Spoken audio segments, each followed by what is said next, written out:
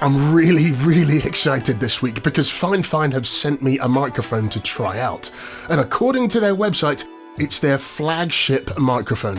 And I'm keen to understand if it's actually earned that prestigious title or if it hasn't. So, as is customary, grab a cup of something good and let's get started.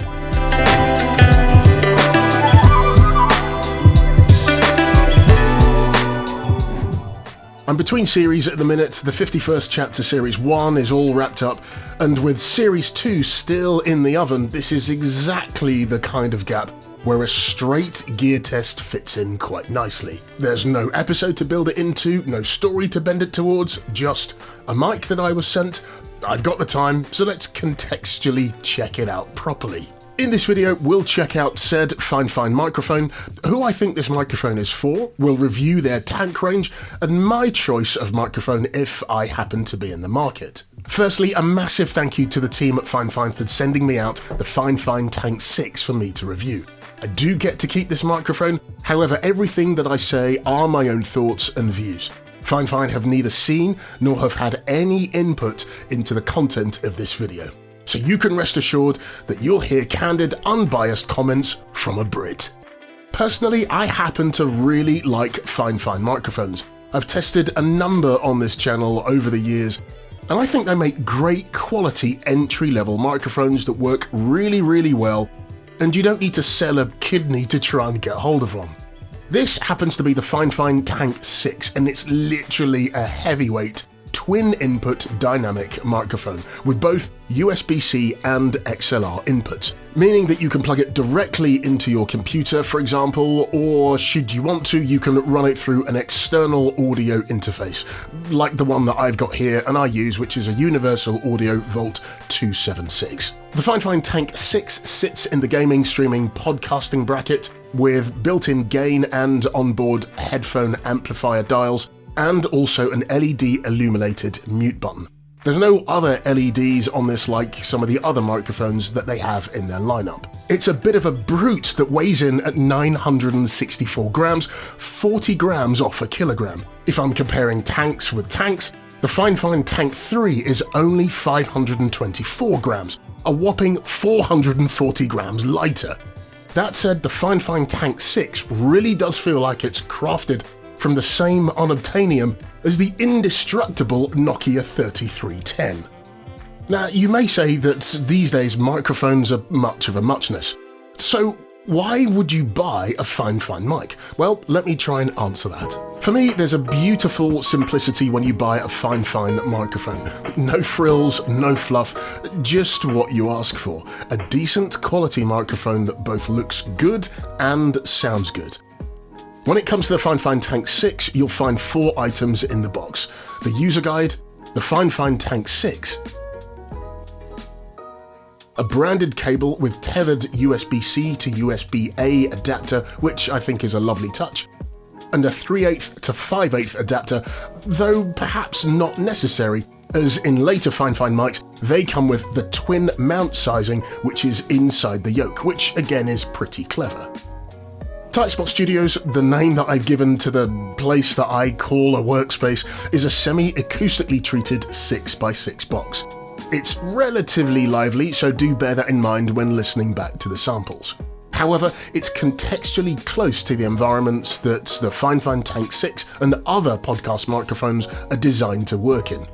All the mics that I'm testing out today are dynamic microphones as opposed to condenser microphones, which are much more sensitive and pick up all sorts of sounds. I'm also going to run a back-to-back comparison with my reference microphone, which is this. It's the Shure SM7DB.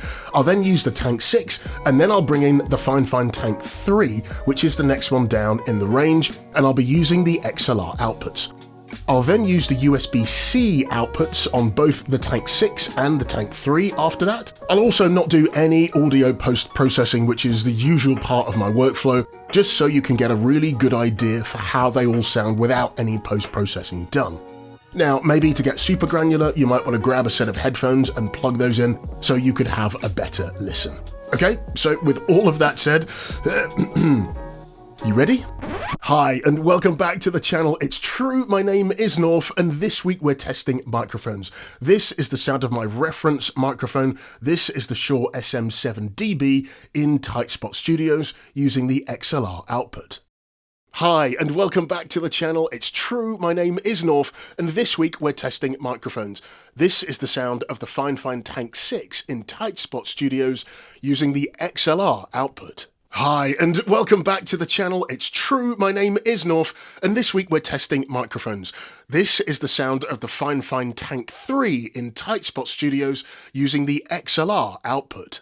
Hi, and welcome back to the channel. It's true, my name is Norf, and this week we're testing microphones. This is the sound of the Fifine Tank 3 using the USB-C output in Tightspot Studios.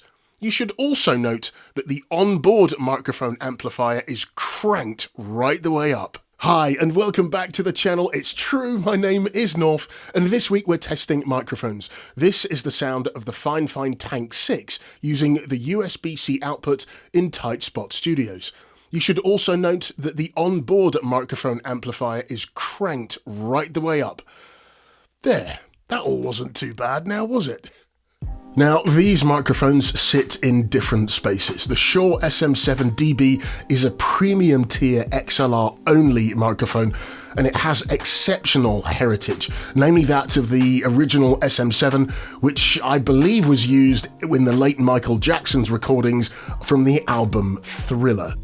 Conversely, the Fifine microphones, though they've got great quality, they are entry-level microphones, and I think they work really, really well to capture somebody's voice in a podcast, for example. However, they do sit in very, very different groups with very different budgets. And of course, this is a totally unfair comparison, that said. Now, before I get into the price points of both the Tank 3 and the Tank 6, it would appear that the Tank 6 bolsters the Fifine Tank lineup of dynamic microphones, and it's their flagship model, which takes the total amount of Fifine Tank microphones to 4. Starting at the beginning, the Fifine Tank 1 is XLR only, and it's for people that already have an audio interface.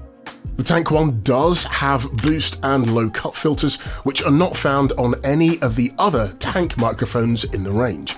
The frequency response is 50 Hz to 15 kHz, nice and wide, so that will pick up a good vocal range. The design DNA, which I really happen to like, is also shared between the Fifine Tank 1 and the Tank 6, and you'll also see cues on the K669D, and I happen to really like this feature. They all speak from the same DNA, as it were. If I were to pick up a Fifine Tank 1 today, I'd part with £85.42 from my favourite online retailer. The Tank 2 is similar to all the other tanks in the range in that it has both USB and XLR connectivity and has an adjustable headphone amplifier on board and supports 192 kHz 24-bit sampling with a cardioid polar pickup pattern. It's also the only one in the range that stands out because its design is completely different to that of all the other tanks in the range.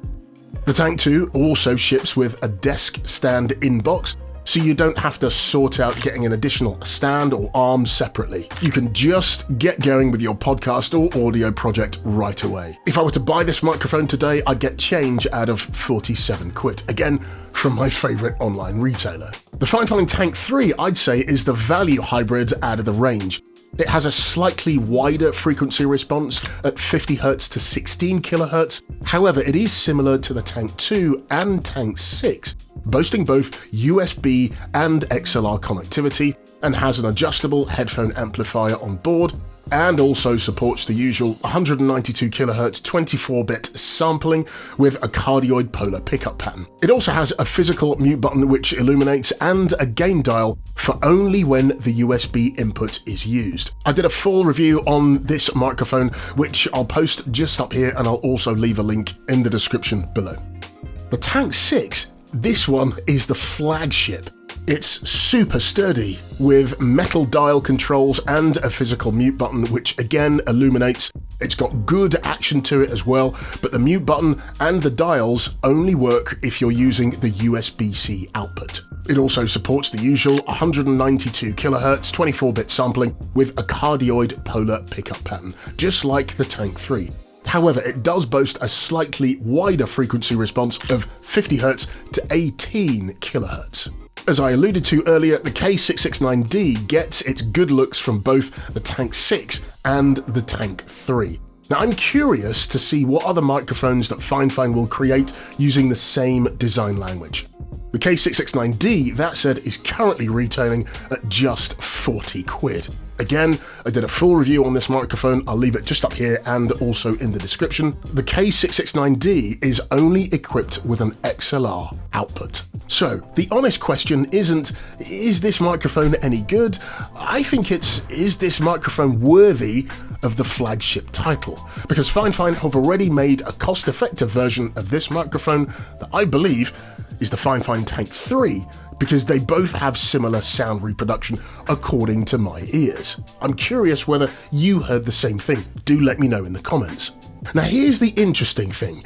I can pick up the Fifine Tank 3 and the Tank 6 from my favourite online retailer for $89.99 and $129.99 respectively. Now that's a 40 quid price difference between them both. Now obviously removing the Shure SM7DB out of the equation, technically the Tank 6 is heavier and it's an all premium metal design, which I absolutely love. However, if you're comparing spec for spec, Fifine say the Tank 6 is the flagship, as we've established. Higher resolution, heavier built, top of the range, and I don't doubt any of that whatsoever. But the signal to noise ratio, which is the number that actually tells you how clean the microphone is before you've touched any EQ or sorted out plosives or resolution, anything like that. Now, as a rule, the bigger that number, the better the signal to noise performance. Now, Fifine lists the Tank 6 at 70 dB. Now, if you were to take the Tank 3, the hybrid microphone, which is probably a few pegs down from the Tank 6, they state that this is 80 dB signal to noise ratio. That's not a rounding error.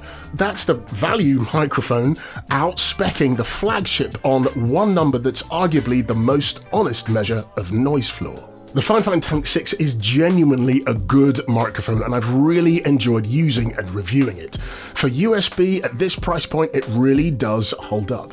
It won't replace my XLR chain, but if you're just starting out and you don't want to buy a whole external interface setup, this will do the job beautifully without the usual compromises that you may get on some USB mics.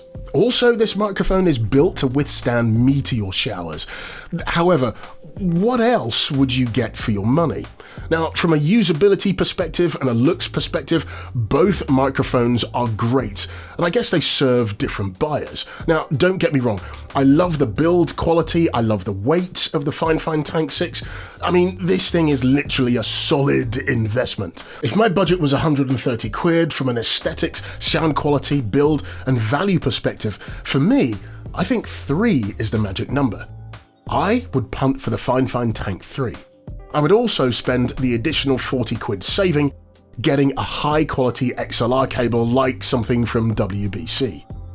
I do remain a little bit confused as to what additional value you get for that extra 40 quid premium on the Tank 6 over the Tank 3, and also during my test I couldn't really hear a sound difference between the two, which kind of makes me think they're using the same internals in the Tank 6 as well as the Tank 3, which of course the audio reproduction is the main thing. To my ears, both the Fifine Tank 3 and the Tank 6 were really clear and super sharp, but I did have to crank up my Universal Audio Volt 276 all the way up because of the sensitivity of these microphones. I prefer not to run the internals flat out, so I may either need to pick up a more powerful audio interface or perhaps look into an inline preamp like a Dynamite Stick from SE Electronics, a Cloud Lifter, or a FET head from Triton Audio, but only when using the XLR output. However, I'm curious to know what you think. Which would you go for? Would you go for the Fifine Tank 3